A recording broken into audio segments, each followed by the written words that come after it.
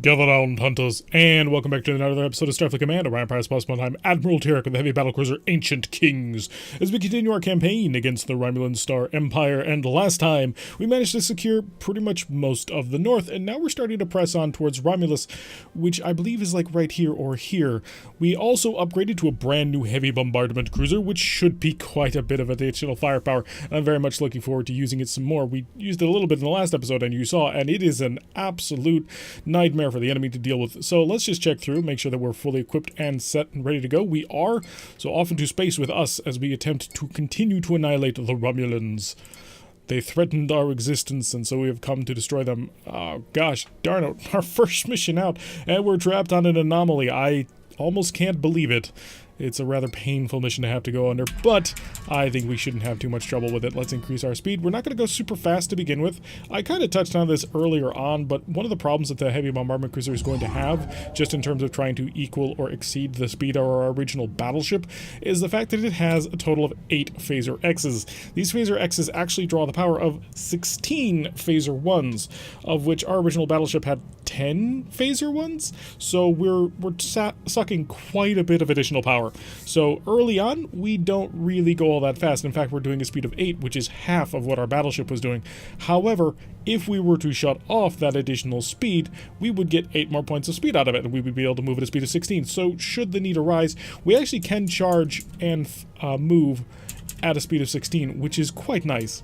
So we do have a single heavy cruiser off here in the distance. According to the fleet screen, it is a Firehawk, an FHAX. The Galea X-Raya, I'm going to guess is the name. We spent a long time in Romulan ships. We've got a pretty good idea of what they're called. Let's reinforce the forward shield, even though hopefully we will never allow him to get anywhere near us. Also put ourselves up to a maximum electronic countermeasure. It does take away from the shield reinforcement, yeah, but the reduction in damage and the fewer opportunities for his long-range weapons to actually touch us, I call that a win. So we're going to prep a Wild Weasel and a Scatter Pack just to get us ready for things, and we are within range, so let's commence the bombardment. I love this ship so much. Oh, and the anomaly just went active. Crap. Well, on the bright side, the Marak have a nice little advantage when it comes to anomaly missions. Our missiles don't require power, so even though our energy systems have gone down to 0, which apparently now means we have no life support, we can still continue to engage. That is at the same rate that we normally would. And he's launched plasma torpedoes from a range of 64. They're going to fade out well before that, whereas our missiles can make it pretty much all the way to him. So we should be nice, safe, and sound. But as long as we're chilling here, I just wanted to sort of bring something up. You may have noticed I've recently changed my audio setup a bit. I want to try and bring a better product. I kind of have mentioned this a few times. I want something that'll be a little bit more, not necessarily professional, but definitely indicating that I care, because I do. You guys show up for the live streams, you guys show up and you watch my content, and it's really cool to me, so I want to give you some sort of content that's really worth watching.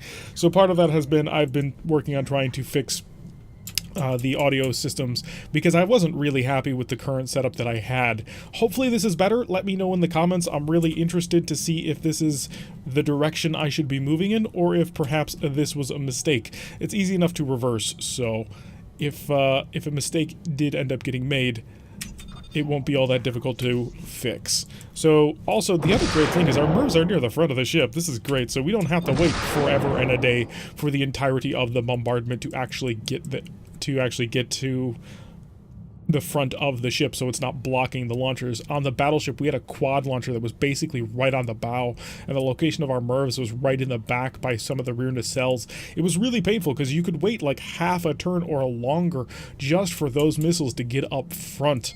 So we no longer have that issue quite so much. We're going to repair the power on the ship a little bit. I'm actually going to come over to the power system, and we have a whole bunch of points of energy in the shield. I'm going to take all of that because I need a little bit more maneuverability. I think so long as he doesn't get another Wild Weasel out, this should be able to shatter most of the ship. We actually do have more missile launchers than our old battleship did, so that puts us in a really comfortable position. And as we wait for all of this pain to about to go towards him, we should have a relatively easy time of things. I don't want to get too close to him. I don't want to promote the idea that he should cloak or anything like that. I want him to just accept what's about to come to him. And he had another Wild Weasel. Gosh darn it. We knew that. I kind of figured that might happen because of the length of time between salvos, but still. Being on the receiving end of this must be terrifying. Now, with that said, we do have an additional 21 shots, which means we've got 7 more full salvos of this, so I don't think he's going to be able to actually stop what's coming. With that said, it's never great to waste missiles. I'm going to have to start experimenting, seeing if we can kind of get away with firing fewer shots at an opponent, because a heavy bombardment cruiser relies so much on their missiles. If we end up not having any left, we don't have much to fall back on. I mean, granted, we actually do have more straight-up firepower than our battleship did. Our 8 phaser X's can actually deal the amount of damage of 12 phaser 1s, which is 2 more phaser 1s than our battleship had, and we have the same forward disruptor armament, 8 for 8, so when it comes to straight-up damage, we can match it. The problem comes when it hits survivability. We don't have the same sort of armor or redundancy or structure reinforcements that the normal battleship has. So if push comes to shove, we're going to have a bad day. So we need to kind of avoid that if at all possible. Although, with the number of MERS we have, planetary assault should actually not be all that difficult. I don't think we have enough firepower to actually breach the defenses of, say, a base station, which we're going to attempt, but we have quite a lot of firepower. And actually, right now, we have probably, yeah, we do have enough cash if we wanted to buy 2 more heavy bombardment cruisers and run around with a grand total of 3 of them, which would be phenomenal. Alright, so we're being escorted by a Federation SCS, the USS Pollux. It is a space control ship, basically the supercarriers of the Federation. It's actually pretty perfect of a comparison. So think USS Ronald Reagan, USS Nimitz, I suppose the Bush at this point. It's still really weird to have a carrier named that, but still. So a single heavy cruiser at this point could be more. You never quite know. It could be off in the distance. He is a K7X, so he does have the X upgrade. This was actually a huge upgrade for the D7 designs, because the D7s had a whole bunch of Phaser 2s that just sat there and were kind of useless. But the moment the X series upgrade came, Phaser 2s and 1s both got upgraded to that standard. So that just gives a D7 series style of cruiser a whole heck of a lot more firepower. And if I'm not mistaken, it will be the same thing in the K7s, which, well, they're D7s, except they've had the disruptors ripped out and plasma torpedoes put in. So we're about to find out. I do anticipate a couple of D-type plasma torpedo launchers, which, not great. Oh, no, he does not. But still, look at that. 2, 4, 6, 8... 11 Phaser X's, and he's a standard heavy cruiser type. This is not a heavy, like a super heavy or new heavy cruiser or a battle cruiser. This is straight up D7, which was the original heavy cruiser for the Klingons. This is phenomenal. Ooh, I have an idea on how I'm going to use my MERVs in the future. Because one of the things we noticed in the last mission, like the direct last mission in the Anomaly, was that despite having launched the Wild Weasel, he still took damage from the missiles. So if I space out the MERVs a little bit, especially against an opponent who doesn't have a Plasma D, we may actually have the MERVs get suckered in by the Wild Weasel, and then the actual salvo slam into it. Alright, so my current plan here is I want to make sure... Okay, that's his crash stop. Please tell me it was associated with a cloak.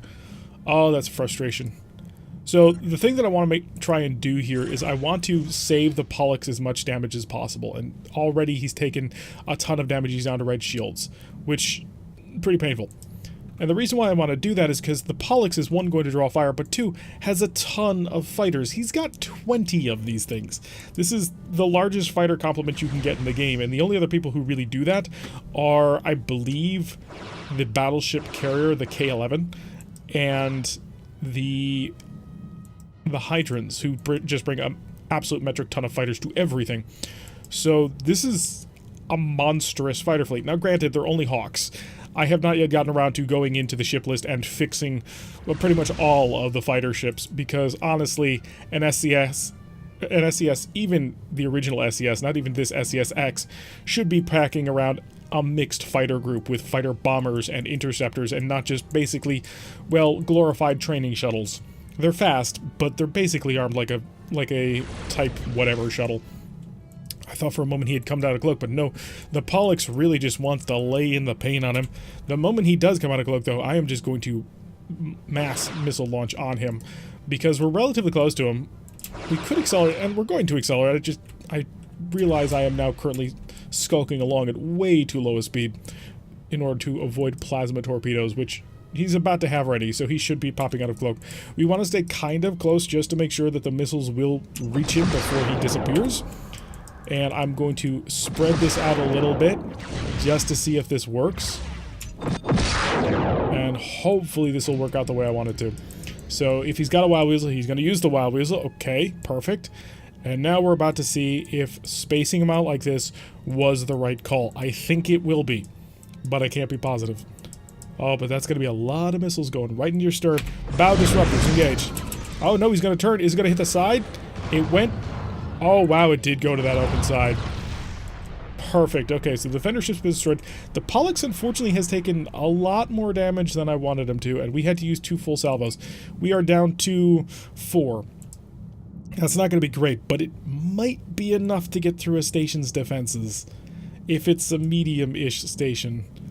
Oh god, this is going to be very worrying. Pollux, call your fighters home, please. Just pretty please, just do me that favor. Call them home so we don't have to worry about them all dying. Oh, it's an XBT.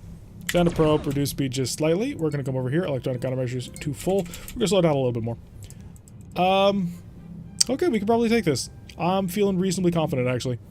And the reason why I feel reasonably confident is because if you look at that station, he's only packing 2 D-type plasma torpedoes, which is not bad. And we're gonna wallow a bit, let the salvo drag out. That's my plan. Again, we're gonna give some space so that when the Wild Weasel is launched, there's a better than even chance that we will still get through. Okay, pseudo frigates have been launched. It's going to be just a massive melee here in the middle. And hopefully the fighters will take him down. Fighters are generally really good at taking out pseudo frigates. Unfortunately, wait, are you firing D-type plasma torpedoes? Oh my god, that's amazing. What type are you? Please no cloak station, that would be annoying. CEND pluses. These are clearly space superiority type pseudo frigates. I didn't know they existed. They're perfectly designed to stop me too, because they are all packing D-type plasma. They're packing a lot of D-type plasma. Oh, it's a mixed group. Oh, that's pretty cool, actually. Just from a doctrinal standpoint. Kill them. Kill them all. So the Wild Weasel has been deployed. Let's hope it snaps off just in time for these missiles to follow up immediately. Come on. Do it, do it, do it. No. It did not. Okay. Proper barrage. We're going to get everything set up. And he actually is not super well equipped with heavy weapons, I noticed. So we should be able to take care of him without too much trouble. Because this is a straight-up barrage, we're going to come right in here. Phasers. Point defense. Take care of these little guys. First of all, he's got 5 plasma torpedoes, which is scary. But this guy's actually more of a concern to me because he's got D-type plasma torpedoes. I do not want him shooting down my missiles. He's only fired 2 so far. And that's plasma coming for me. Start to slow down. Shuttle bay? No. Oh, you didn't. You did. You absolutely did. That's incredibly annoying. So I wonder if I can grab onto a space station. Because I've got to hold him in place. If I don't, I'm never going to keep him down. Let's prep another Wild Weasel. He did fire his R, and it looked like a single G. And that's actually all the plasma torpedo armament he has. He also is following that up with 6 phaser 4s, which is a lot of phaser 4s. But we might be able to get something out of this. Oh, is that a scatterpack? That's a scatterpack. Oh, that's... stop cloaking! I can't stop him from cloaking. I don't really have a method of doing that. Let's come over here. What do I got? 35 Marines to his 24. Yeah, that ain't gonna happen. That's a Wild Weasel. Interesting. Let's prep a fairly strength-filled beam. And all power to forward shields. We're gonna need it. And I'm gonna see if I can't do something a little bit dangerous. Let's go with strength 3. We may as well try. I don't think it will work, but I've got to give it a shot. Otherwise, I'm never going to get anything through on this. We're going to be too close for MIRVs. That's my main concern. We're also going to be, well, basically right on top of them. So that's not going to be great. I'm going to pull within tractor lock range. Okay, Wild Weasel's ready. Start prepping the next one because we're going to need it. This is going to be ugly. Yep, he's coming out of cloak. MIRVs. Follow up immediate missile salvo. Oh crap, no. He can't shoot if he does... I can't target the shuttle. I can't target the... Pollux, please shoot it down! Please, desperately, I'm begging you, shoot that thing down. Nope. Nope. It's all wasted. All of it was wasted. 3, 2, now. That did not work. So the tractor beam option is not going to work. So in order to make this actually work, I've got to come up with a way of dealing enough damage to him in basically 0 time. And not lose my forward shield, which, by the way, we almost lost our forward shield. So we need to keep track of this shield, because it is the weakened shield. Just a little bit. Not incredibly weakened. But a Gatling phaser. A lot of Gatling phasers. I don't think I can take this. I think it's just too hard a nut to crack, because it can disappear. Like, that is a huge power boost.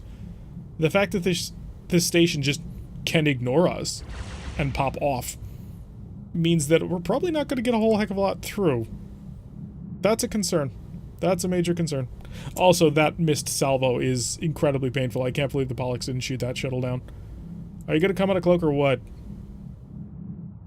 I can't bomb him out. Well, I can bomb him out of cloak, but I can't use it to follow up with any sort of meaningful action.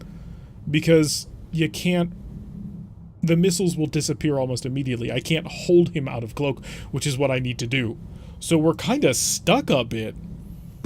Like, this space station is not all that dangerous. It really, really isn't. Because it's only a single R and a single G-type plasma torpedo. Yeah, the phasers are kind of rough, but this is not amazing in terms of just raw firepower. This is something we should be able to handle, and we just can't. Because my guided weapons he can ignore. Like, if he weren't able to immediately down the wild weasel, I could... Oh, wow, we got through. And the shield is in place. We do have a wild weasel ready. That may have actually done it. That may have actually gotten us our victory. Because we have a hole in the shield now. I'm going to start following up with as much phaser firepower as possible to punch as many holes as I can in this thing. I've got to kill that shuttle bay, but I don't dare drop the shield. He still has a whole bunch of phaser 4s ready for us. So at this point, I've just got to continually fire more and more into him. I'm actually going to shut off the missile launchers until I've got that system offline.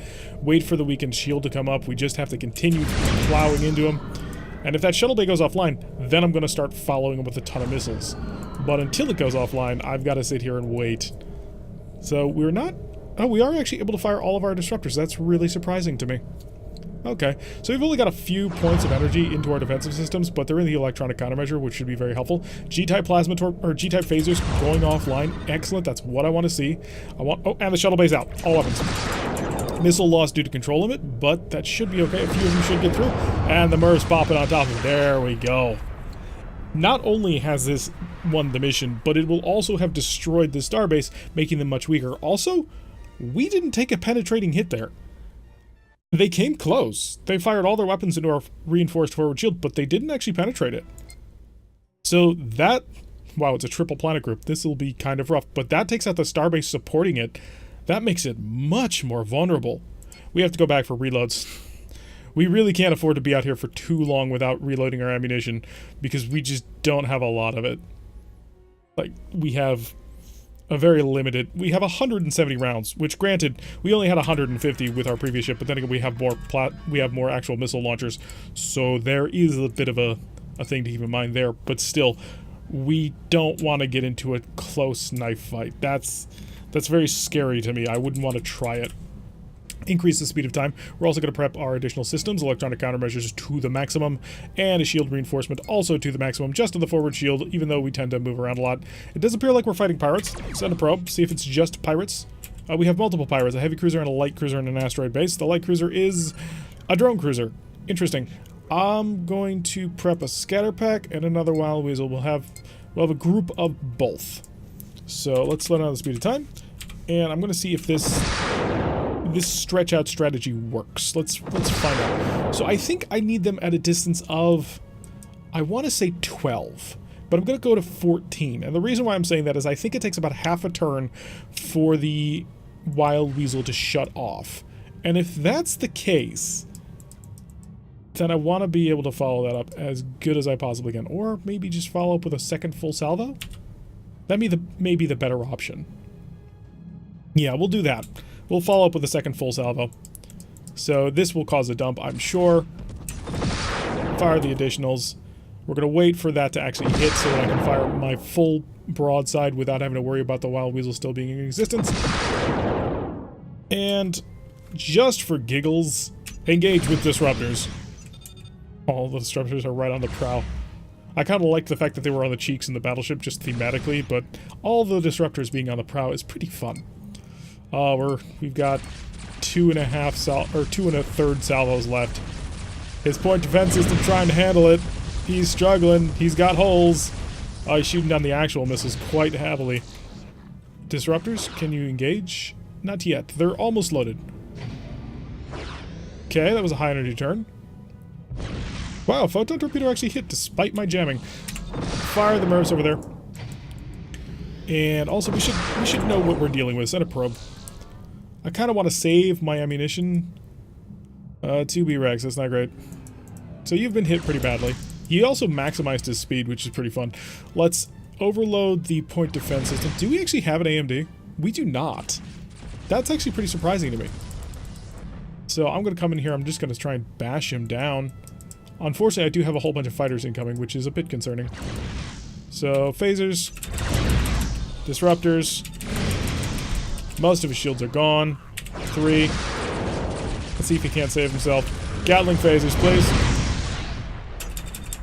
More phasers of any description? No, that's it. We've deployed all our phasers. But they're about to cycle. Okay, fighter group destroyed. Let's come up on the second one. Now, you did Wild Weasel and stop. So I'm going to give you the business, which is only that, unfortunately. We're basically out of ammo at this point. Which means now we have to destroy the asteroid base with all we've got left, which is phasers and disruptors. I think we can do it. It's just going to take a little while.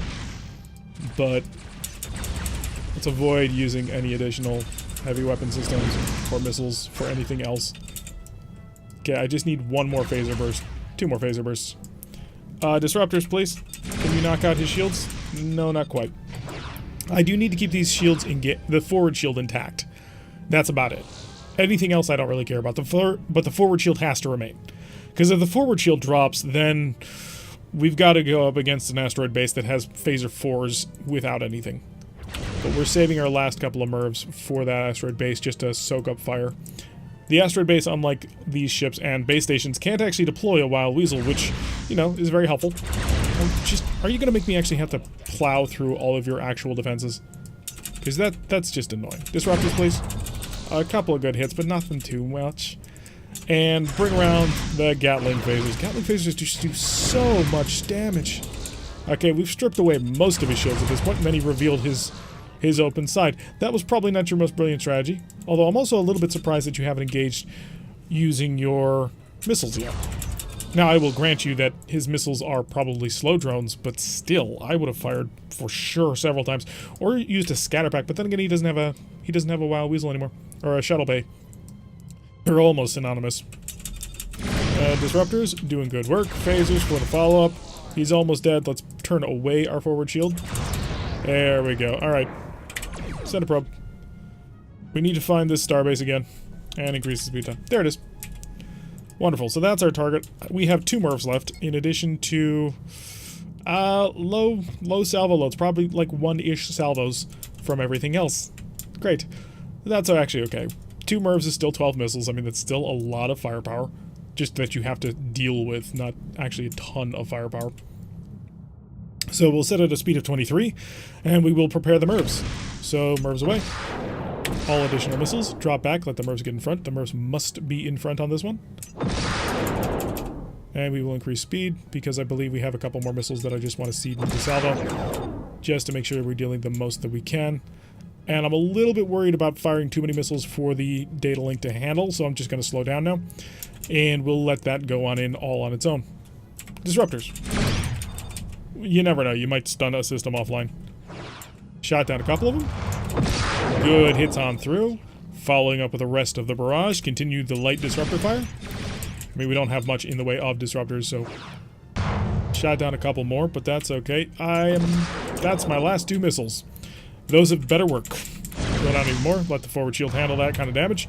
Keep up with the disruptors. Now, the advantage that disruptors do give us is the fact that the disruptor takes as much energy to hold as it does to charge. So we can still be moving and not actually have any negative effect to our forward shield reinforcement.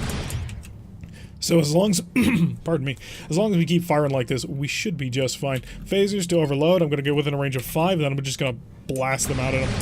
Disruptors still blazing away. That's phaser range.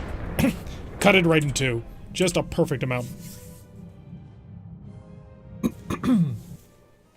Exactly what we were looking for. And how much is that going to pay us? 344 and a tile taken, which means we extend our influence just a little more. Well, I was going to go home, but we are out of time for this episode. So, we've been doing pretty good work. We have found Romulus, Remus, and whatever the heck this is, and the Federation also pushing out to be on the border. They should be supportive. Unfortunately, I've got to go back and rescue this. I don't want the Gorn to cut me off. Anyway, I've been Tarek. If you like what you've been seeing, hit that like button and subscribe. If you want to receive a notification every time I release one of these videos, press that little bell icon. Leave a comment. How is the sound quality to you? Is this better or worse than what we had before? Let me know your thoughts, and I will see you all in the next episode.